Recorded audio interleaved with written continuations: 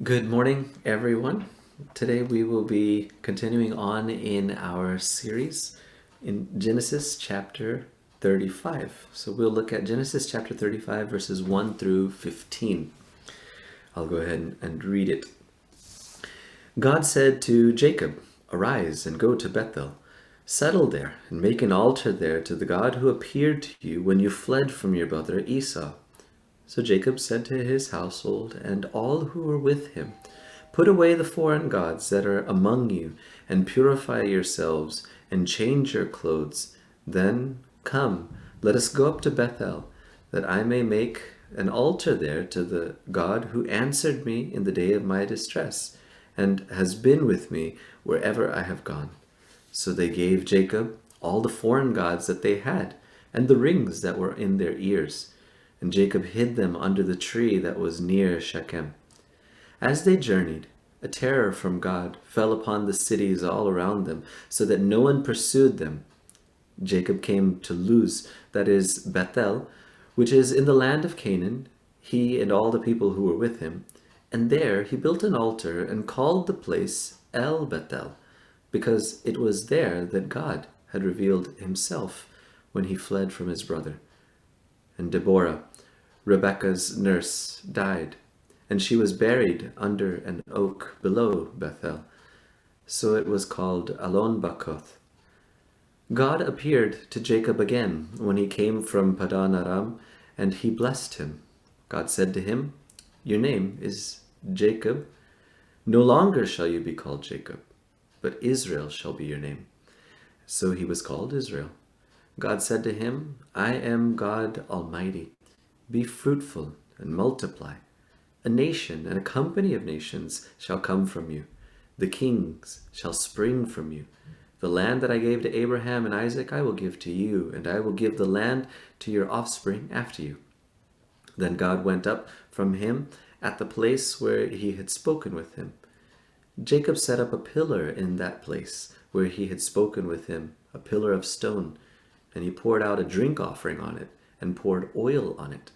So Jacob called the place where God had spoken with him Bethel. Before we get into this passage and understand it within its context, let's take a moment to recognize that this Sunday, according to our lectionary, it is Medical Mission Sunday. The gospel passage that we read was of a man who was sick for 38 years and Jesus healed him. Now, it would be a great disservice, injustice for us to not remember and recognize the work that God is doing through our medical community, especially in a time like this, during the time of the pandemic. So let us realize and recognize that God works in so many ways, that he is not just concerned about the soul and about the challenges that we face internally, but he is also concerned with the physical body. Resurrection is something that encompasses the physical body. And so as we reflect on John chapter 5, verse 1 through 9, and as you keep that in your minds, please remember that as our medical community continues to do their diligent work in this world, it's an extension of the very ministry of Christ in touching and healing the physical bodies of people. Because the whole being of the person is something that Christ and God is interested in. Do not let certain ideologies separate the notion of the body and the soul, so that we only care about the invisible spiritual things and neglect the physical realities that are around us. Medical Mission Sunday is a great opportunity for us to thank every one of our nurses, doctors, health administrators, staff workers, everyone who is working in the medical field as a whole. May God continue to bless you and use you in the days to come. And we thank you so much for all of your service. In Genesis chapter 35, Jacob returns to Bethel, except there's a twist that happens. Jacob, compared to the other characters that we've seen in the Old Testament so far, I feel like he is the most fleshed out character. It is true that there are more chapters dedicated to Abraham so far than there are to Jacob, although the events of Jacob's life continue all the way till the end of this book when it culminates in his death. But we see here, at least the majority of these last chapters from chapter 27 till now especially, have been really focused on the life of Jacob. And we see this interesting kind of journey that takes place. There's a transition that is happening from the old Jacob to the character Israel. But this transition isn't without its hurdles and without its new lows. As we saw last week in Genesis chapter 34, Jacob hits a new low in that chapter when he prioritizes his own security above the honor of his daughter. And for many, it almost seems unexplainable how God would use such a flawed and broken person like Jacob, or maybe even people.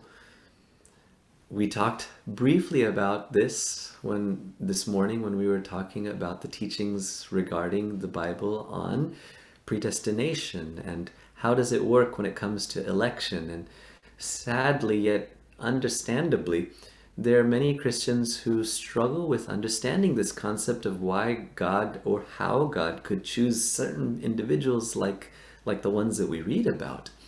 And no matter how much we preach and teach about grace, there seems to be this tendency to think that God will love us more or when we are perfect.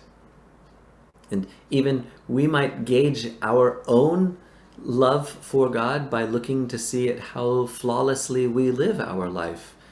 But a person with a mistake or with a certain demeanor, we would sometimes write them off as saying that can't possibly be someone that God would love or that God would use. And if we go down that train of thought, we fail to realize that broken people are primarily the ones that God calls, and they're the ones that God loves. What makes a person a saint?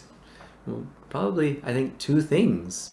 That is, that person should be very much aware of their brokenness, and that person ought to be someone who turns to God in the midst of that brokenness. I think a saint is a person who has both of these attributes. You can't be a saint and turn to God, but not recognize your own brokenness. Nor can you be a saint who is just someone who simply admits that I'm a broken person and then not turn to God. In that sense, Jacob, in this chapter, portrays some really good qualities. In Genesis chapter 35, verses 1 through 4, there is a cleansing, a restoration, a brokenness and a coming back to God that seems to be happening here. God gives this instruction to Jacob. He says, "Go to Bethel and make an altar to the God who appeared to you there." And it's kind of unusual that God is commanding Jacob to construct an altar. This doesn't happen before. Yes, an altar has been constructed several times thus far, but each one of those times has been a spontaneous act. It's almost as if God is intentionally speaking up here and connecting the building of an altar with a reminder of the past for Jacob. Now, which part of his past is also important, because when you look to see, God is highlighting a very specific part of his past. He could have referenced the last chapter and its contents and said, "Go to Bethel because you need to see the God who you neglected when you did not stand up for your daughter." Or you need to go and see the God who you completely ignored when it was that you were cheating Laban. There's so many other events in his life that he could bring up, but instead, God would focus Jacob's mind to recall the simple idea that God was with him at his lowest point. Remember that time when you were running away from Esau? Like, it's not even a condemnation about why he was running away from Esau. It's just when you were by yourself at your lowest moment. Remember, I was there with you? Go back to that place. Oftentimes, I think we struggle because we're looking for new evidence to confirm our faith. If God will get me out of this current situation, then I'll trust Him. What about I'll trust Him because He's been with you all this while? Why not just trust Him because of what He's done in your life already? Why not recount all the times that God has healed you all in the past, or provided for you already, or sheltered you, or strengthened you already? Why can't we, during the midst of our difficulties, when we've recognized that we've fallen, why can't we recall those moments when God uplifts us? Oftentimes, we are so fixed on trying to look forward that we forget that God has given us the capacity to look back as well and to recall how God has worked in our lives. This is the God that we serve. He is one who is historically grounded. He is one who proves himself to us just as we need faith to remember. Now, this is a common theme, by the way, the idea of remembering and the importance of remembering. The prophets pick up on this theme time and time again. Memories are so important because when we fail to remember what God has done, it actually indicates a sign of spiritual weakness or malnutrition. We can do a great Bible study just on the word remember within the book of Isaiah. I'll leave that to you all or to the next session to do. But there's so much encapsulated in recalling what God has done. When you fall down, when you make a mistake, before you even consider how to get up, it might be good to just recall how God had lifted you up in the past. Now, moving forward, Jacob is recalling that moment where God was with him at his time when he was running from Esau, when he was all alone. And now what does he realize needs to happen? There needs to be a purification. There needs to be a getting rid of all the gods that are in their midst. Now, what are these gods that Jacob is referring to? We only have one reference thus far that might give us some insight into what these gods are. When they were leaving Laban and his household, Laban's daughter, Rachel, ends up sneaking off with one of the household gods. And she hid this god so that Laban couldn't find it. And so we have to assume that that's one of the gods. But then what about the others? Because it is plural. So it's likely that other members of the family soon would have followed the lead of their parents, and they would have taken up small other figurines and local deities and gods because they thought that that's what we ought to be doing. I don't think we often pay attention as parents enough to how significant all of our bad examples are to our children. The small little things that we do end up getting noted down by our children. And unfortunately, it becomes historically, we've seen it in so many cases where the bad habits of one generation get amplified in the next generation. And so what started off as one foreign god now ends up being many gods that they need to get rid of. Why get rid of them? It's an obvious question, isn't it? But in one beautiful and relevant way, you have to get rid of these gods because there's no room for all of them. You can't have the one true God and all of these small little gods in our midst. Now, what are the small little gods that we hold on to today? There's so many things that we could probably come up with. These are ideas or forces or persons in whom we trust. You know how the dollar bill says, "In God we trust"? The irony is there are more people who trust in that paper than in the God who is referred to on that note. What is work to us? Are we serving our employers or are we serving God? Sometimes our own family life becomes a kind of God, and we prioritize our family and our programs above any of the other things that God might be calling us to do. Whatever the case may be, whatever these gods are, be very careful. Because if you have one or two, a generation or two from now, it will multiply. Unless there is a cleansing that takes place. Now, this story of putting aside gods, it also reminds us of a later story, and maybe vice versa. Maybe that story being more popular would then now remind us of this story. Well, what is that? That's the story of Joshua in Joshua chapter 24, verse 14. And very interestingly, it's at the same place. It's at Shechem that Joshua says to the people, "Put away the foreign gods that your ancestors served."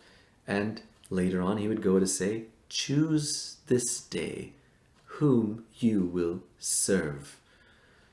So many of our problems occur not because we don't have God in our lives, but because we don't have God alone in our lives. The problems that we run into many times are complicated because we end up relying on so many false gods and minor powers and authorities when there's really only one true God with one authority. You cannot have one God along with all these other gods. They need to be put away.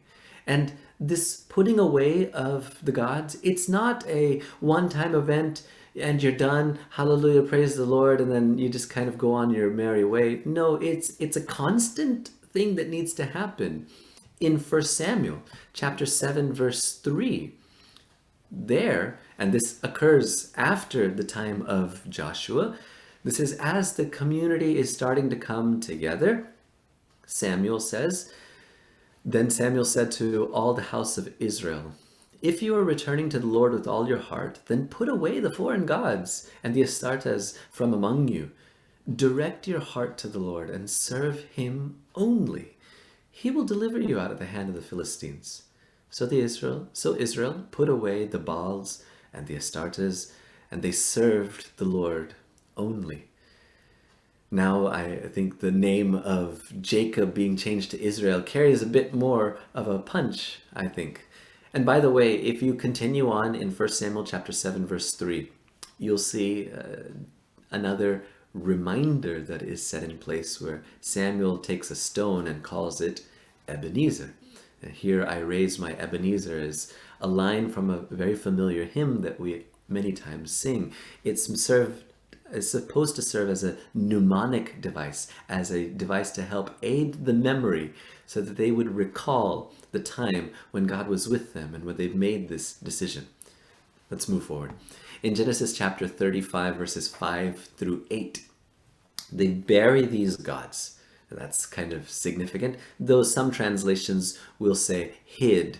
The more literal translation is to dig and put it underground and cover it. They buried these gods and they leave them behind, and they come to a familiar place, but it also seems like it's a new place, that is Luz and Bethel. And now, though, he renames this place as El Bethel. That means God of the house of God. Bethel means the house of God. Now, if we were doing a proper Bible study, we would go over why it seems like this passage seems to repeat what's already been known, and they seem to repeat it here as if they're not aware of the previous passages, but we're not going to get into that. Instead, we're going to read it narratively, and if you do that, you can just simply realize that what's happening here is there is a focus on something slightly different than what the focus was before. Remember, back to when Jacob encountered God at that moment, at that place that he called Bethel. He named it Bethel because that's where he encountered God. And he called this place as the house of God. In the beginning of this chapter, God says, "Go and make an altar to the God who appeared to you there." So now the emphasis is not on the place, but on the God of that place. And so this is why Jacob renames the place as El Bethel, which means the God of Bethel.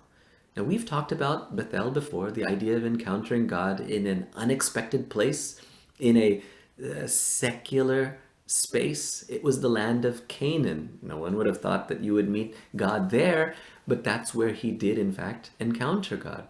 And it's important for us now, in the context of the revival of Jacob, that we see this addition as the name, as pointing us to the person behind the place. There's such profound wisdom in this renaming. Giving focus to the God of the place is very different than giving attention to the place of God. The pandemic, I think, in many ways revealed this kind of hypocrisy that we may have had.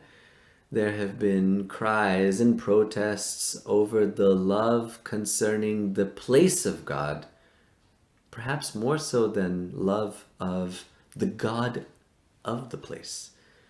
In the gospel that we just read, in John chapter 5, verses 1 through 9, if you just go beyond that, you'll see another manifestation of this same idea, which is that there the people felt like, because this man is carrying his mat, he is violating the Sabbath. And they cared more for the Sabbath of God than for the God of the Sabbath.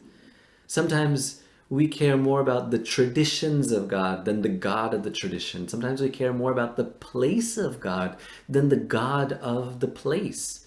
What about this? Do you think that we oftentimes mix this up, that we care more about the blessings of God rather than the God of the blessings? What things or what practices or what places do we give more importance to than God himself? Now, this is not in any way meant to ignore the house of God, because you'll see in verse 15, he does it again. He names the place Bethel, the house of God. So the idea is not to ignore the place and the importance of the traditions, the importance of the practices that we do. The attention here is to elevate rather the person that gives meaning to all of these things, places, and practices. We have to focus on the God of the house of God, the house of Bethel. In Genesis chapter 35, verses 9 through 15 now, and this is where we'll kind of wrap it up. As Jacob renames the place, now God renames him. And yes, this is a repetition, because didn't his name get changed before? Yes. It was changed in a slightly more tumultuous circumstance, and here it is in a different circumstance. So when we read his name change in this context, I think a new significance comes forward. The renaming now becomes important because, well, there's no new information being given. It's simply just a reaffirmation of the old. Hey, I'm not going to call you Jacob anymore. I'm going to call you Israel.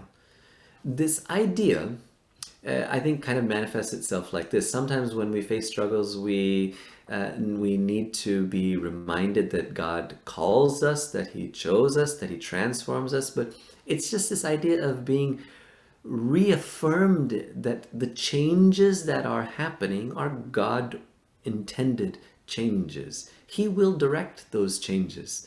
So from the time of the first name change, he's not really even referred to as Israel. And he goes on to make more mistakes, as we've already covered.